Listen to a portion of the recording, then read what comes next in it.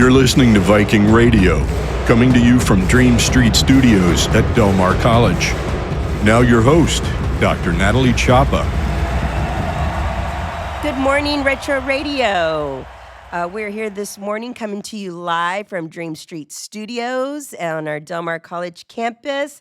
Again, Dr. Natalie Chapa here with Mr. Mike Bratton. He goes by many names. You can call me Mike B. I kind of like that. You like Dr. the Mike Chapa, B? please. Okay. We'd also played around with Maverick, Mav. I knew you were going to bring that up. But we've got some great guests with us this morning, Mike B. Yes, it is Architecture Day. Architecture Day at Del Mar College. Architecture at the college is a legacy program at this point. And Yes. I think we can say thank you to Miss Laura Bienek for that. So want to welcome to the show Laura from Del Mar College. Welcome. Good morning. Thank you. And we also have one of our instructors, Mr. Diaz. Hi, good morning. Good morning, y'all. Thanks for being on the show. So talk to our audience a little bit. Who are you people? Where do you come from? Laura, who are you? Oh, well, I am the director of the Architectural Drafting Technology program here at Del Mar College. We are housed on the new Oso Creek campus. Woo-woo! That And is I'd our say new home. Beautiful Yes. space. Yes. Yes. And that space has really changed the program. And so, you hear, if you build it, they will come, and that is happening. It's but happening. Now we are embarking on a new stage of our program, Okay. which is the Bachelor of Architecture partnership with A&M Corpus Christi. So now, Woo-hoo! Shout out to Yes. Dr. Miller That's out awesome. at the university, the Island University. That is such a great example. We're always collaborating, right? We're always collaborating with our industry partners, with the community, but with the other four-year universities here. So yes, tell us about that, Laura. What is going on between Del Mar College and A&M Corpus in the architecture program? So here at Del Mar College, we have had the 2-year Associate of Science in Architecture program for a while. And it started in its infancy in the 60s and 70s as drafting. Yes. And, our good friend, Mr. Jim Boggs, used to oversee that in the 80s. Mr. Boggs. Yeah, I remember him Shout fondly. out Jim Boggs. So it has grown since then and became a transfer program. Now, I'm born and raised in Corpus Christi. Okay, where'd you go to high school? Ray. Texans, till we die. Love it. Go Ray. So I went off to school because we didn't have anything that would transfer. So where'd you go? I went to Texas Tech. Okay. So You went to Lubbock. Yes, went away to Lubbock because at the time there was nothing that would transfer. So even I was a dual credit student back when dual credit was just starting. Wow, you're young. Long time don't ago. Judge. Don't judge, Diego. I can see it on your face. Well, Diego was a dual credit student as Oh, well. yeah. I'll let him talk about that. But born and raised in Corpus, but took some core classes, really English. That was what was offered at the time. Mhm. And but architecture studio starts day one. And so there was nothing that would transfer. So there was really nothing I could do at the time here. And so I went off to school. Well, 2009 brought me back to Corpus. And so I started working for a local firm. And then this program, I started serving on the advisory committee. And then That's how we Yes. swooped you up. The famous advisory committees. They're so important Yes. for our audience out there. Any program that we have out there that's tied to the community, which is almost all of them, we have an advisory committee made up of volunteers from the community in that industry who really are giving advice, mentoring, letting the college know, right? Is the curriculum working? What do they need? What do we not need? So that's how we snatched you up through the advisory committee. That and leadership. I was in leadership, but then when the position for the program coordinator opened up, I was talking with the person on my steering committee at the time, Mr. Ben Blanco. And Let's just take a moment for Yeah. that. RIP to Ben Blanco, beloved friend, Yes. colleague. and faculty member here at Del Mar that we lost Yes. a few years ago. So And he said this would be the most rewarding job you would ever have. And he was correct. So, and I want to thank him for also bringing me to Del Mar College. I was Yeah. not expecting that. That got me there. I did not think we were going to be talking about Ben Blanco this morning. Yeah. Talk about legacy. Yeah. Yeah, you got me on that one, Lauren. And when you say leadership, are you referring to Leadership Corpus Christi? Yes, I am. So that was many moons ago. And I love that you were able to, we went from a story of there wasn't anything here that I could take, that I could transfer. Mhm. Yes. Laura I've- having to go to tech. Yeah, I've talked with Laura before about this exact topic, and Laura, she made it her mission to make it possible for local students to become architects in Yes. Corpus Christi without leaving Corpus Christi. I know that's been your mission. Yes. For years, since I've met you. So I met you in 2014.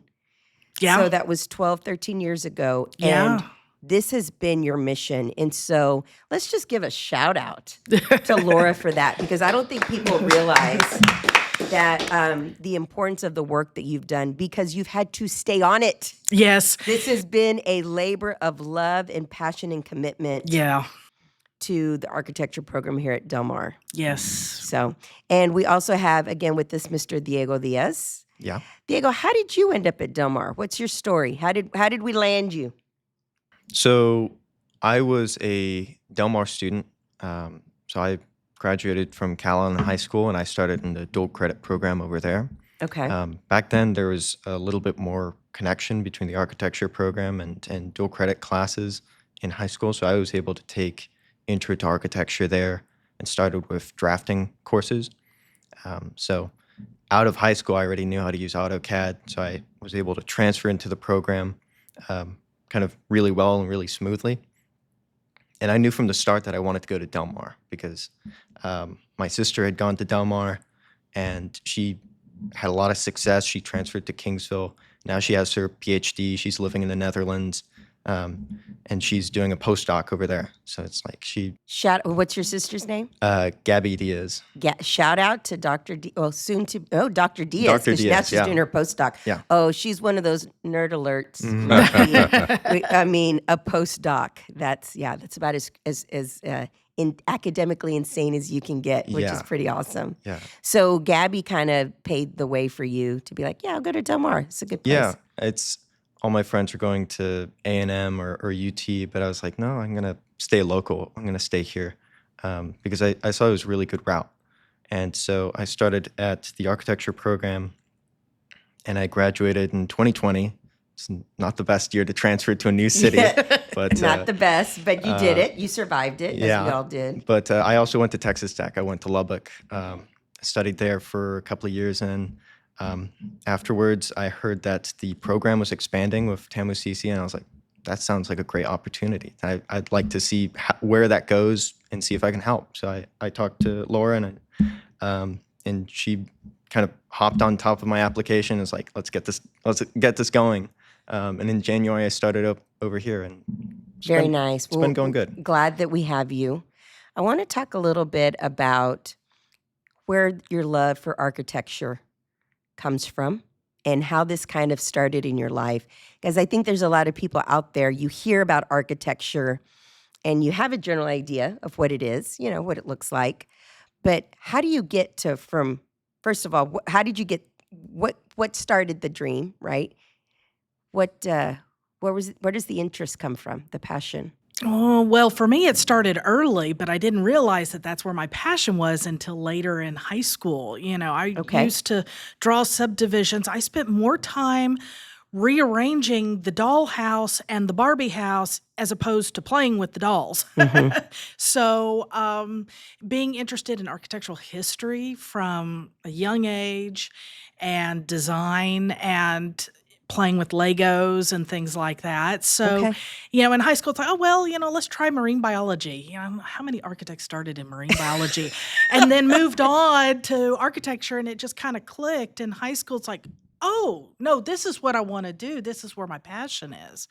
And so that's why I went in that direction. And kudos to bringing up the importance of play as a Mhm. kid. Barbies, Yes. Legos, you know? Remember the erector sets? I Oh, love yeah. erectors, yeah. Okay, now y'all are really nerding out That's on me. old The school. what? That's The old what? school. The what set? They're like little metal pieces. They have nuts and bolts. It's like a mechanic's kit. And some of Okay. them have gears and little motors. You can. Okay, so I was a psychology major. So I have no idea. Totally what you different people are discipline. talking Mhm. about. Very cool. But again, it does. It brings back the importance. You have to play as a kid. Hmm. You have Yes. to play as a kid. Absolutely. And so then in high school, that's really where it kicked off for you, Laura. What about you, Yes. Diego? My mother was an architecture major when she was in university in Puerto Rico. Oh, wow. And Okay. she graduated with her bachelor's, I think, in environmental sciences, and then went into the master's program. She just didn't end up finishing. It wasn't quite her thing. Mhm. But growing up, I was playing with Legos. I was playing with erectors. I was playing with all these things, and I think she kind of saw that spark, and so she started introducing me to more like design-focused things. When I was a kid, she had a picture framing business, so she would do custom picture frames, and I would be her assistant. So I would help her assemble the frames, pick out what color mats match what, and kind of help her lead that kind of design-focused business. And by middle school, I kind of already knew that I wanted to focus towards architecture. So that's whenever I started applying for like the dual credit classes and Okay. started maneuvering things so that in high school I could get ahead on that. That's a great topic that I want to bring up, Mike B, because we've been talking a lot about dual credit and the importance of it. But a lot of parents sometimes get the idea that we're rushing education too much. But what you're talking about, Diego, is really just that art of exploration, Mm-hmm. right? Yeah. Just really getting to know and understand at a young age. And I'd like to ask Diego, you look like a really young guy. Do you mind if I ask how old you are? I'm 25. I'll be Okay. 26 in August. So Okay. So realistically, I'm thinking the dual credit courses you took probably shaved off maybe a year or 2 years of your they college journey. they definitely got me ahead. I don't know that I was taking, other than intro to architecture, I don't know that I was taking classes that were part of the degree program, but it got me into the mindset. So drafting, a lot of the drafting courses aren't necessarily in the architecture transfer degree, but they help a lot in just knowing how to actually start like putting things on paper and start moving them onto a computer. So it helped me get ahead on a lot of people. That Okay. preparation, that's key. So if you're out there listening and you're like, I wonder, is architecture for me? Or my kid seems like they would really like this. What is your advice to a parent or grandparent, family member out there who might see this in their kiddo? Well, come visit, come see. Our building is actually a live portfolio of the student work. It's constantly up. Love that. We change it out each year so you can actually see what we do. If you're interested in dual credit, we have a level 1 certificate that works really well in the high school level age, that Okay. has those CAD skills, introduces, but not only that certificate is so flexible. So if you're interested in architecture or engineering, it can go either way. Right. So it's a great introduction into either of those building disciplines. So they'll learn those skills, those CAD skills. They'll get an introduction overview of the profession. If they want to go into engineering, they can fill it with the electives that fit with that discipline. Same with construction management or technical drafting. So if they want to start, that is something we have developed over the years that we've really kind of honed, is that level 1 Okay. CAD certificate. Okay. We'll be right back. This is where you want to be, to dream, to grow, to graduate and succeed.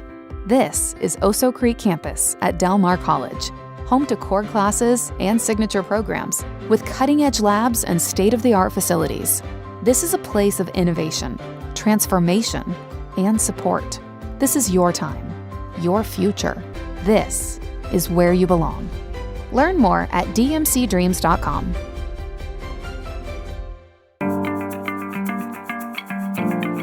This show is a production of Del Mar College, where if you already hold an associate's degree, you can earn a bachelor's degree online in organizational management and leadership. Come own your dreams at Del Mar College. Learn more at delmar.edu/BAS. Aquí el mundo se abre ante ti a nuevas posibilidades, a la acción y al éxito. Este es el Campus Windward de Del Mar College, donde instalaciones modernas te preparan para las carreras más demandadas y profesionales con experiencia te comparten conocimientos del mundo laboral. Aquí se descubre el saber, la oportunidad y el crecimiento. Aquí tu potencial se convierte en poder. Aquí es donde perteneces. Aprende más en dmcdreams.com. This show is a production of Del Mar College. Visit us anytime online to talk about admissions, financial aid, registration, and your future career path. We are at delmar.edu. This is Viking Radio. Just a reminder, you're listening to Retro Radio. We are here this morning with our Del Mar College architecture peeps.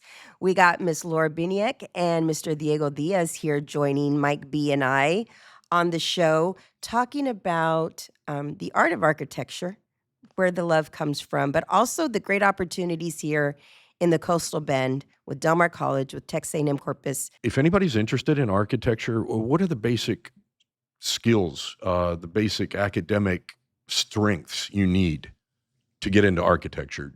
Yeah, what do you have to be good at? And please don't say math. No. Not even drawing.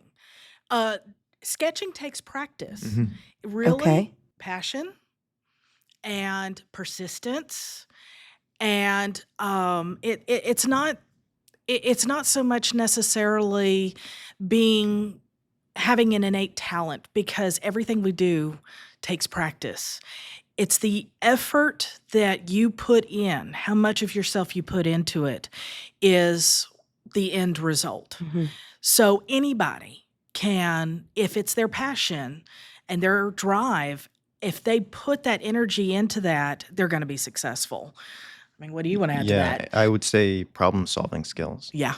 It's Mhm. most of everything you do is you have this set of requirements that you need to fulfill. What's the best way to do that? That's from like working in practice to being a student. Is you might have an assignment that you don't know how to do. Your professor's only going to help you so much. It's up to you to kind of figure the rest out. But that's part of the learning process. is, yeah. Again, it's that problem solving. So you don't have to be a math whiz. No, we'll get that along the way, and you learn to be resourceful. You know, if you have a challenge or if something is stumping you, to be able to go out and find the resources to help you get through it is also part of solving the problem. Is throwing as much resources at it as possible. Yeah. Yeah, and I think we hear from our employers, that's what they want, right? They want a workforce. They want somebody that when you walk in the door and you're faced with the challenge, you don't have to know all the answers, but you have to figure out. Exactly. That's the important part. You have to figure out how to get them, how to find them, how to solve a problem. You don't have to do it by yourself, but you have to be open to that. That's a big part of college too, I think, is learning that. Just how do I solve problems? How do I get this done? Absolutely. Might be we're in a beautiful building right now. That's the true. Memorial Classroom And building. a historic building. Oh, yeah. It's a wonderful building. That's true. As much as I would like to work at the Oso Creek campus, this ain't a bad place. It's not a bad place. I just don't stay past 6 because, Mike, you know why I don't stay past 6? Why is that? Because of the ghost. That's right. There's So- a ghost. Here, right. absolutely. So we're going to have a ghost show in the future. This is not the only building either. Heldenfels also had one. And Windward. Oh, Yeah. So, you know, what we I'm sure the GP building has a couple of ghosts. Yes. One of the Diego has a perspective that it's one of the reasons why I asked him to join us is because he went through this program when we were on the Windward campus in the general purpose building. Oh, I remember those days. Yes. Very modest facilities. That's a good way to put it. That is Yeah. such a kind thing to say, Diego. It's spot on. And so he went through what is a 2-year program. Now, it's hard to say, Mike, you said bring a student. I was like, well, 2-year program, it's hard to talk about it 2 years. Architecture school is an experience. It really is. And Diego has been through it first full circle. Right. And That's what's so cool. He's Yeah. come back home. But not only that, his classmates, that whole class went up to Texas Tech, and all but one have come back. And it's interesting because I look at y'all and the way y'all integrate, and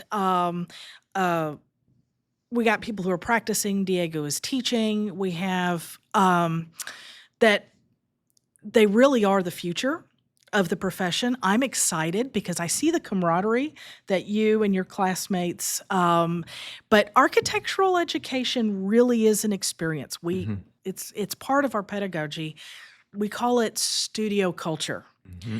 And so being at the old campus or the Windward campus, now at the Oso Creek campus in this beautiful new building, and having experienced both and what that was like, and coming through not just the 2 years here, going to another architecture school, but then coming back and being a part of building this new stage of architectural education here in the Coastal Bend.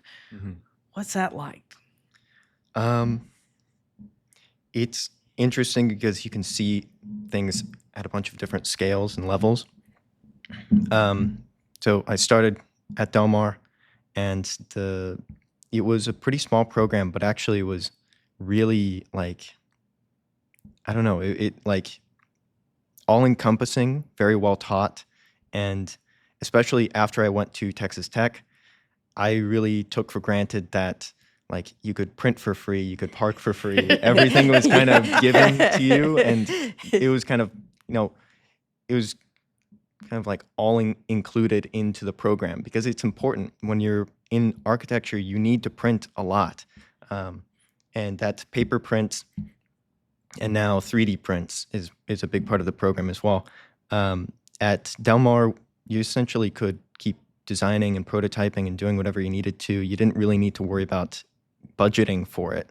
At Tech, you did, because every single print It's was an extra cost. Exactly. And you had to do a lot of 3D modeling, and the 3D prints over there were not cheap. So it's kind of a blessing for students over here that you can just go to school. You don't have to worry about that. And your textbooks are usually provided. You have software at the labs that you can use, and it's just really great. So I got to see that even in the GP building. The facilities were good. It rained, and sometimes the rain got in the building a little bit, but that's all right. But when does it rain? Now it does. Now it's raining. Right. Yeah. You still got the experience of having a drafting desk, having all your friends next to you, kind of working all night with you, which I think is a really important part of studio culture. And then I also experienced the pandemic school version of studio culture, which is a completely different animal. Architecture school works best when you're surrounded by a cohort and you're all in the same place and you're all kind of working together. I love that. It's a collaborative space. Exactly. It's a very you're learning collaborative together. practice. Yeah. And you are disconnected with that during the pandemic. It was kind of a struggle. Well, and I like I like to remind people we are your community college here in Corpus Christi, right? And for 4.5 counties in the Coastal Bend. And so when we say come on campus and visit, we mean it. Come on campus. This is your college. We are here to serve our community. I think Laura and Diego are great examples of that. And hip examples might be. You were asking Diego before the show started, you said, hey, if you have any tattoos you want to talk about, and Diego said, Actually, I do. That guy loves architecture. So talk about somebody who loves architecture. Now, tell the audience what your tat is about, because it's way cool. So I moved to Lubbock. I wanted to, I had never gotten a tattoo before. I knew my parents would love it. So I figured, As mine did. yeah, I'm Sorry, gonna Minnie. go do something that, and not tell them about it. And so I was like, let's get a tattoo. I didn't know what I wanted to do until I was watching a history lecture. Everything was on Zoom those days. So I was watching a history lecture, and this architect called August Prey came up. I really liked his architecture. He would practice in the 1920s and 30s, mostly a lot of reinforced concrete. He worked a lot after World War II as well. Mm-hmm. But he has this little symbol that he used on like letters and kind of official documents. It's a little owl. And I saw this and I was like, oh, that's what I want to get a tattoo of. And I looked into lecture notes. I couldn't find the image. I eventually had to email the professor and told him what the image I wanted was, why I wanted it. And he was like, okay, that's a weird request, but all right, here it is.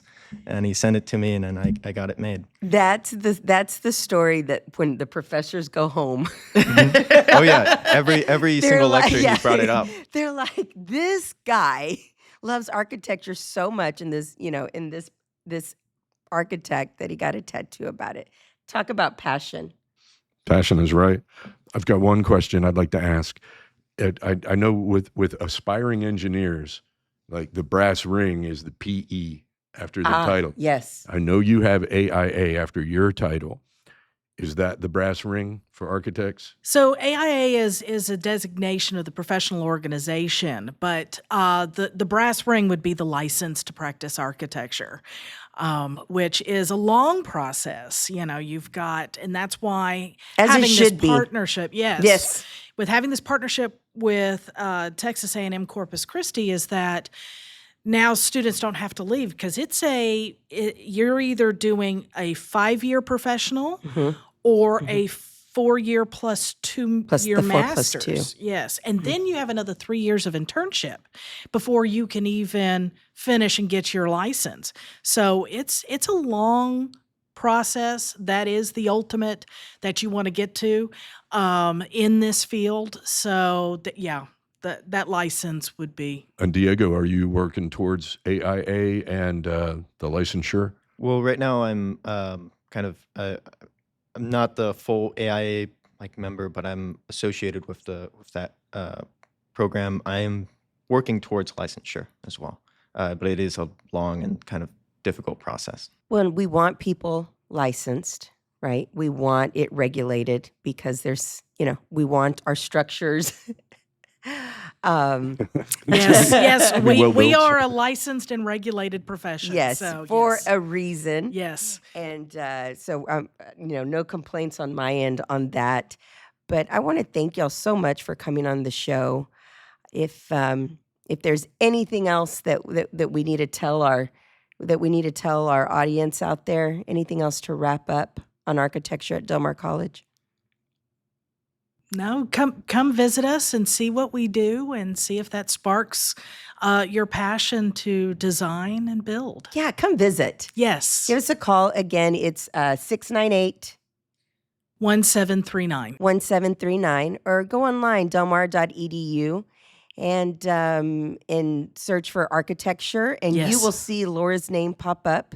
Yes. We are so proud that we keep Laura here at Del Mar College. I don't know how we do it, but we keep her here. And now she's bringing in amazing talent like our professor, Mr. Diego Diaz. Thank you so much for being on the show, you two. Thanks, you guys. Appreciate it.